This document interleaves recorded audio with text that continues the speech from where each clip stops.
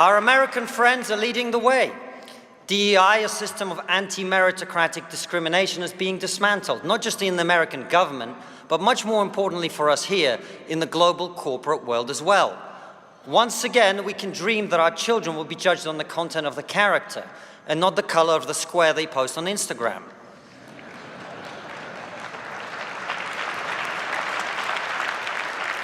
Government profligacy and corruption is being exposed on an industrial scale. Those may not be perfect, but according to one report, USAID gave $3 million to a rapper in Gaza who makes anti-Semitic songs. Now, whatever your politics, we can all agree that's a waste of taxpayers' money. Kanye West would have done it for free.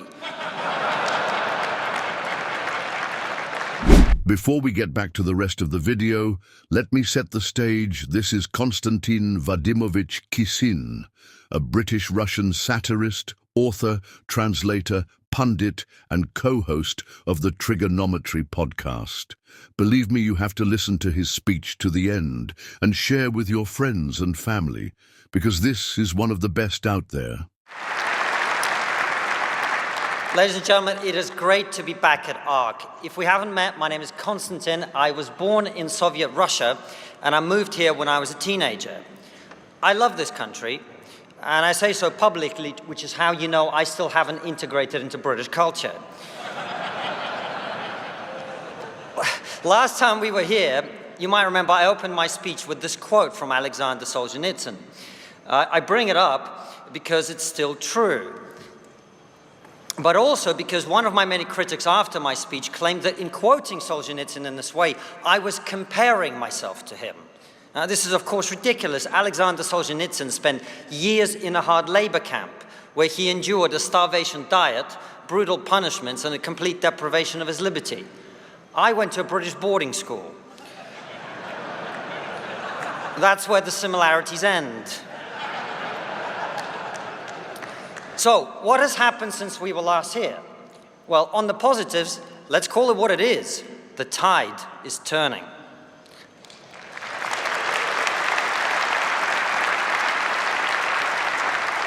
Our American friends are leading the way. DEI, a system of anti-meritocratic discrimination, is being dismantled, not just in the American government, but much more importantly for us here, in the global corporate world as well. Once again, we can dream that our children will be judged on the content of the character and not the color of the square they post on Instagram.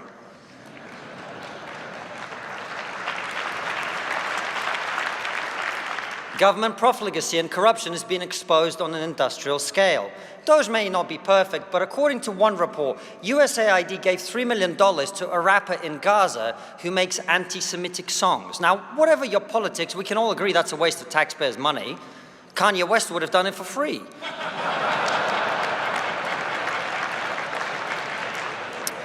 Now, thanks to the end of censorship on Twitter, we finally have the ability to express reasonable and widely held views. Because of this, other social media companies are now fearful of being too aggressive in their censorship too.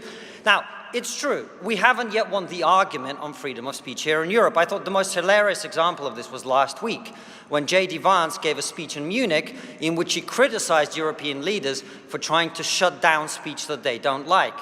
The reaction? A German politician stood up and went, "This is unacceptable!"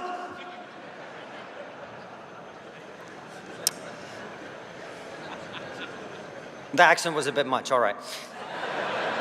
So that's the positives, but there's been a lot of bad too. I mean, if you want to understand how bad the crime problem's become in Britain, British people used to deal with crime by moving the criminals to Australia. Now British people deal with crime by moving to Australia.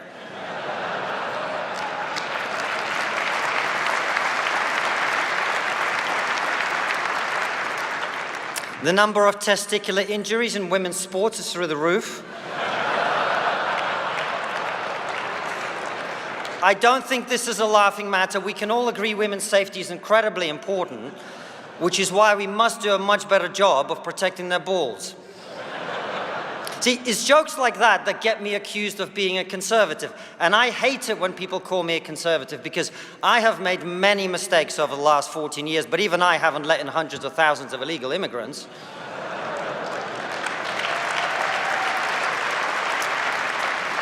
I'm not being rude. I am grateful to the Conservative Party. They have achieved the unachievable. There is now a consensus in this country on that issue. I was talking to a politician the other day who said illegal immigration is one of the most important issues our country faces, and he was a Lib Dem. And look, I know it's hard to say anything about that issue without being put in the bigger box. So let me just say, I empathize with and totally understand the motivations of the people who come here across the English Channel on smoke boats. I wouldn't want to stay in France either.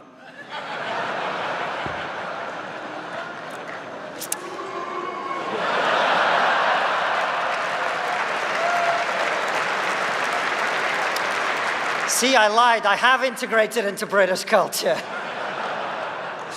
But look, I also hate it when people call me a conservative because it shows that they're missing my point.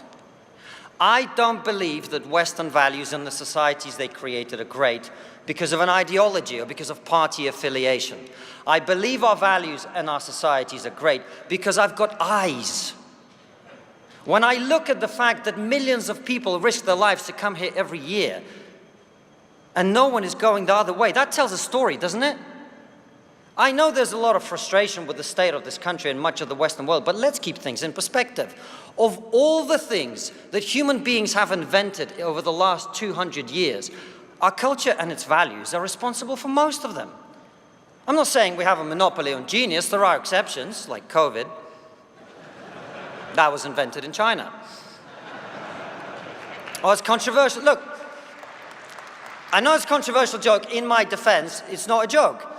COVID was clearly a Chinese virus. Hardworking, made on the cheap, and very good at multiplying.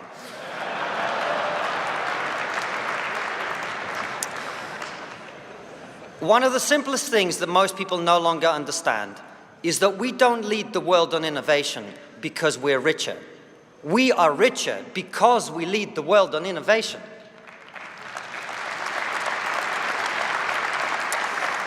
But all of this is at risk because we're in danger of forgetting how we got here. Do you know what this is? That's just a photo of me on the screen. All right. Can you see it? It's behind me. All right, it's like pantomime here. It's a plane made out of wood. Why would you make a plane out of wood? Well, during World War II, both Japan and the US used small islands in the Pacific to supply their armies. In exchange for occupying these islands, they provided the tribes who lived there with food, clothing, and medical supplies. But when the war ended, the Japanese and the Americans packed up and left, and they took their supplies with them. So what did the natives do to try and restore them? They built plane imitations, like that. They lit signal fires. They marched up and down with wooden rifles to summon back the provisions they'd got used to. And this is what we've been doing. We've been imitating the things that got us here instead of actually doing them.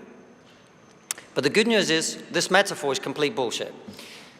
The success whose fruit we enjoy was not created by a more advanced foreign civilization. It was achieved by our grandparents and their grandparents before them.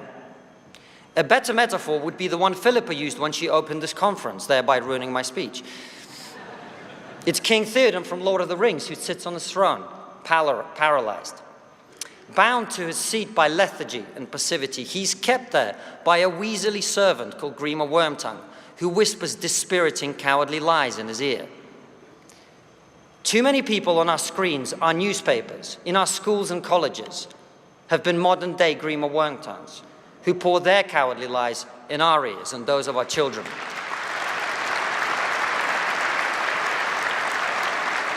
If Grima was alive today, he'd have his own column in The Guardian. We need to admit something very unpleasant. We have been lied to. For decades, people went on TV and told you that your history is all bad and your country is plagued by prejudice and intolerance. I have debated these people many times, and I always ask them the same question. If you were a woman or an ethnic minority or someone who was spirit, gender, or whatever, where would you rather live than the West? And none of them ever answer, because we all know the answer. We are being accused of performing terribly on the very things we lead the world in. A healthy sense of your own self-worth a self-confidence. These are not conservative values or liberal values. Those are the values of every successful group of people in history. Decline is a choice. And the good news is this: most people don't want managed decline. Most people don't want to be browbeaten and chastised for their history. Most people do not want their children to be poorer than them. And recent election results around the world bear that out. Like him or loathe him, the reason millions of people admire Elon Musk is not his charismatic speeches, stunning good looks, and ill-advised hand gestures. They admire him because he builds big things, and in doing so, reminds us that we are meant to reach for the stars. A big part of the reason we are here, 4,000 of us, is that an obscure Canadian clinical psychologist became such a unique cultural phenomenon that he can help to pull us together like this. And how did Jordan Peterson get so big?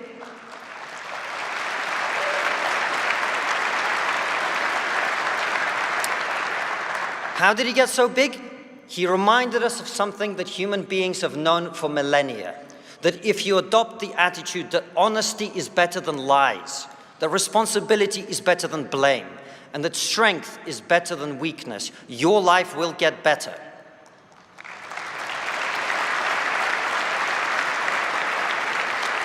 And now he sells out sports arenas around the world. We are a civilization that is waiting to be inspired. So let's stop listening to the people who want us to fail. Let's ignore the counsel of our enemies. Let's open our eyes and see the world as it is. Our culture is special. Our civilization is special. We have built the most free and prosperous societies in the history of humanity, and we are going to keep them that way.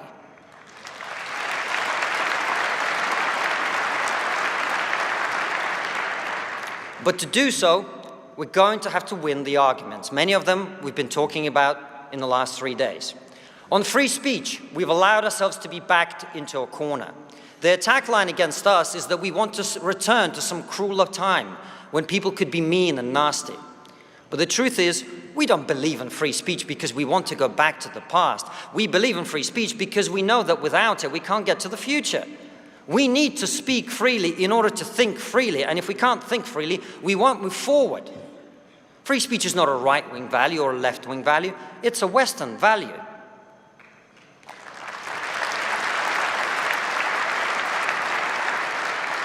The second argument we must win is on identity politics and multiculturalism. For several decades now, our societies have attempted these two failed experiments. The result is tension, disunity, and a toleration of the intolerable for the sake of so-called community cohesion. Multi-ethnic societies can work, multicultural societies cannot. We must be British, American, Australian, and whatever else we are first, and male, female, white, black, and all that other stuff a distant second.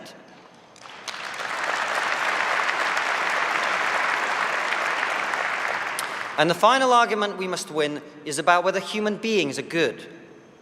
In 1968, Paul Ehrlich published The Population Bomb, in which he argued that human population growth was about to outstrip food supplies, leading to mass starvation, societal collapse, and the need for drastic measures to control population growth. None of this happened.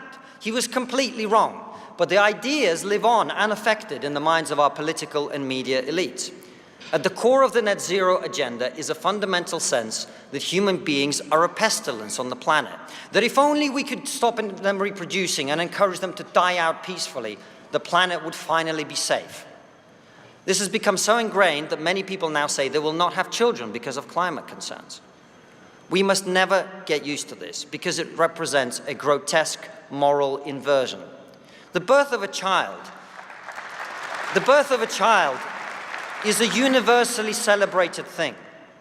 And at a cultural level, any successful civilization would see more of itself being created as an unalloyed good. What do you imagine happens to civilizations that don't? So we must say, without apology, the solution to climate change can't be poverty. Before the Industrial Revolution, nearly 40% of children died before they hit puberty. That means 2 of the 5 people next to you would be dead right now. Now, there are a lot of people outside this room who'd be happy about that. My point is, the promise of that better tomorrow is not just a nice thing to have, it's the debt we owe our children. We have to make energy cleaner, yes, but we also have to make it as cheap and abundant as possible. And once we in Europe win that argument, we will finally have the one thing that's been missing, an economic vision that can inspire people to believe that the future will be better than the past.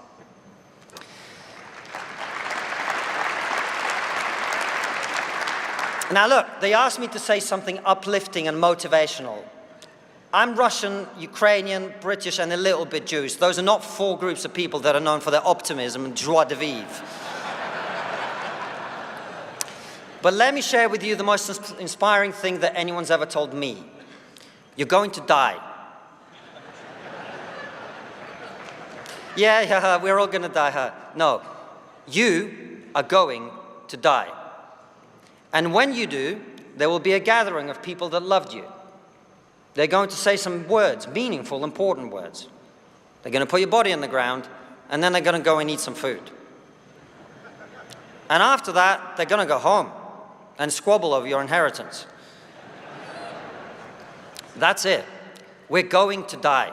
We have nothing to lose. So we might as well speak the truth. We might as well reach for the stars. We might as well fight like our lives depend on it, because they do. Thank you very much. Thank you. Drop your thoughts in the comments below. If you found this video informative, don't forget to give it a thumbs up, subscribe, and hit that notification bell so you never miss an update on the stories that shape our world. This is Adaka Africa, bringing you the geopolitics you need to know. See you in the next one.